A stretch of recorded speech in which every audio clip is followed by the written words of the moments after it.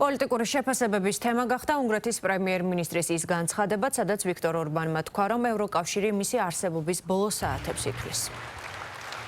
ძალიან დიდი იმედი გვაქვს, რომ გამოიღვიძებს ევროპელი ხალხი და ამისი ნიშნები, რა თქმა უნდა, უკვე შეიმჩნევა და ჩეხეთი არის ამის ძალიან კარგი მაგალითი და ჩვენ დარწმუნებულები ვართ, რომ პატრიოტულ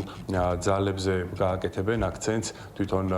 ევროპის მოსახლეობაზე მაქვს საუბარი ისეთ ძალებზე, რომლისთვისაც მნიშვნელოვანი არის თავისი ქვეყნის იდენტობა, თავისი ქვეყნის სუვერენიტეტი, ისევე როგორც ქართული ოცნებისთვის და ესეთი ძალები უფრო მოძლიერდებიან ევროკავშირში და ის ხელდასმული ბიუროკრატებიც ადრე თუ გვიან ჩანაცვლდებიან, რომლებიც მიზანმიმართულად მიაქანებენ ევროკავშირს უბსკულისკენ. ჩვენ დიდი ხანია ვსაუბრობთ იმ ღირებულებით კრიზისზე, რომელიც ევროკავშირს აქვს და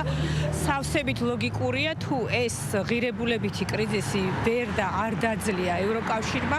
მისი დაშლის საფრთხე ძალიან რეალური ჩანს, იმიტომ რომ ეროვნული ქვეყნები, რომელიც ევროკავშირის წევრები არიან, აწყდებიან დილემას საკუთარი ინტერესების დაცვისა და საერთო ევროპულ მიზნებს შორის ბალანსის მონახვაში. ძალიან ხშირად ევროკავშირი ისეთ ინტერესებს და ისეთ ამოცანებს აყენებს, რომელიც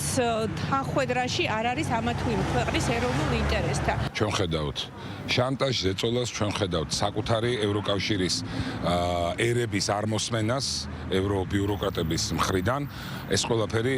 რა თქმა უნდა, საბოლოო ჯამში სწორედ იმ შედეგამდე მიიყვანს ევროკავშირს, რაც უწინასწარმეტყველა შეერთებული შტატების განახლებულმა სტრატეგიამ და სადაც ცალსახად არის აღნიშნული, რომ მხოლოდ უბსკული არის რეალური შედეგი იმ პოლიტიკისა, რასაც აწარმოებს ევროკავშირი.